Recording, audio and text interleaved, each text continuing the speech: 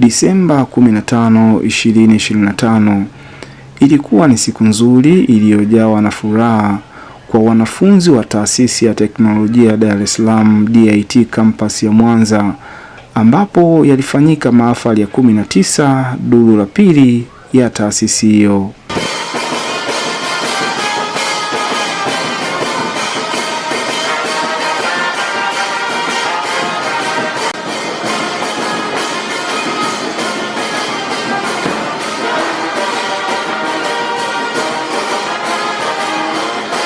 Hakika mahafali hayo yalipendeza na kufana sana. Sasa ni wazi ya kwamba wahitimu wao wapo tayari kwenda kulitumikia taifa kutokana na kozi mbalimbali walizofundishwa katika taasisi hiyo.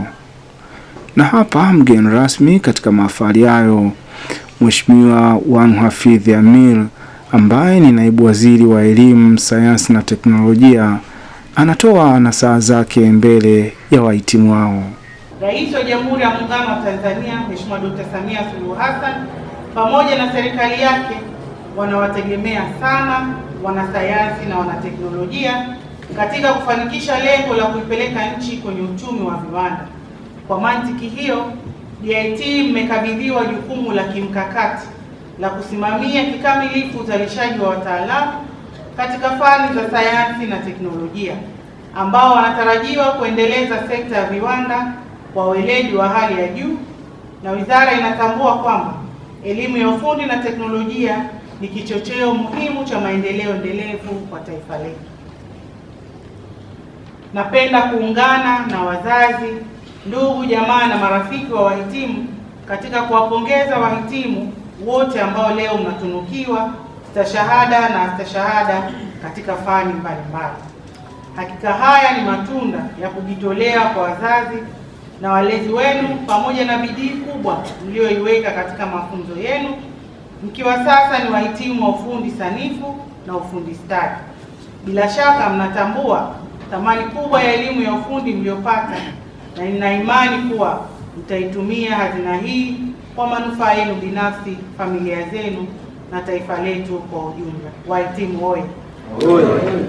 Nao baadhi ya wahitimu wa taasisi hiyo kampasi ya Mwanza wanasema kuwa wamezipokea nasaha za Mheshimiwa Naibu Waziri na sasa wapo tayari kulitumikia taifa.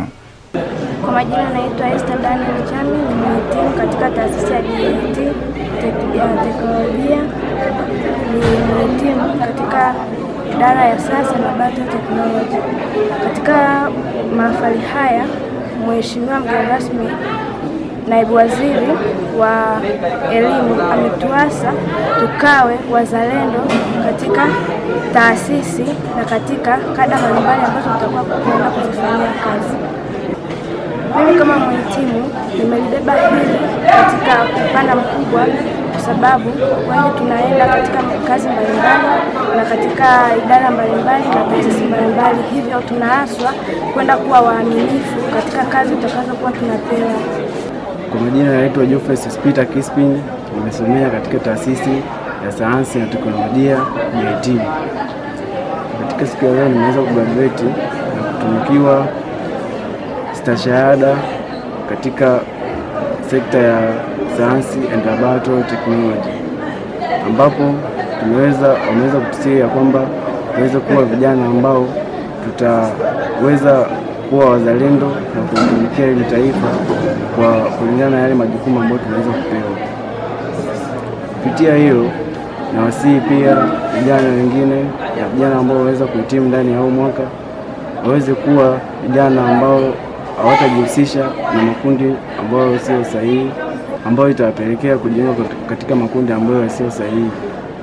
Hivyo basi, napenda kuwashauri pia taasisi hii ni bora na nzuri zaidi, kwani inatoa mafunzo ambayo yanamwezesha kijana katika kujiajiri na pia kuajiriwa. Cyprian Magupa, Daily News Digital, Mwanza.